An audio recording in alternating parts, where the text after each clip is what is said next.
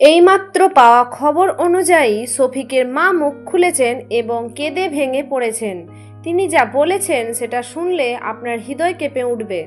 তিনি বলেছেন, আমার ছেলে কোনো অন্যায় করেনি, যত দোষ ওই মেয়েটার। ওই আমার ছেলেকে ফাঁসিয়েছে। কান্নার মধ্যে তিনি বলেন, শফিক ছোট থেকেই ভালো ছেলে ছিল। ভিডিও বানাতো, মানুষের চোখে ভালো ব্যবহার করত। ওর স্বপ্ন ছিল বড় কিছু করার, কিন্তু এই মেয়েটা প্রথমে ওর সঙ্গে বন্ধুত্ব করে, তারপর হঠাৎ এমন অভিযোগ করে বসে যা একেবারেই মিথ্যে। শফিকের মা আরও বলেন, আপনারাই বিচার করুন, একটা মেয়ে যদি নির্দোষ থাকে তাহলে সে মুখ ঢেকে কথা কেন বলে? শফিক বর্তমানে জেলে রয়েছে, আর তার মা বলেছেন, আমার ছেলে আজ জেলে, কিন্তু ও কিছু করেনি।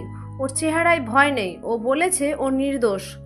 শেষে শফিকের মা শুধু একটা কথাই বলেছেন, আমার ছেলেকে নিয়ে রাজনীতি বন্ধ হোক, সত্যি যেন প্রকাশ পায়। আমরা এই বক্তব্য আপনাদের সামনে তুলে ধরছি। সত্য মিথ্যা যাচাইয়ের দায়িত্ব পুলিশের। আপনারা কি মনে করেন কমেন্টে জানান। আর এখনই যদি সাবস্ক্রাইব না করে থাকেন দয়া করে সাবস্ক্রাইব করুন। ধন্যবাদ।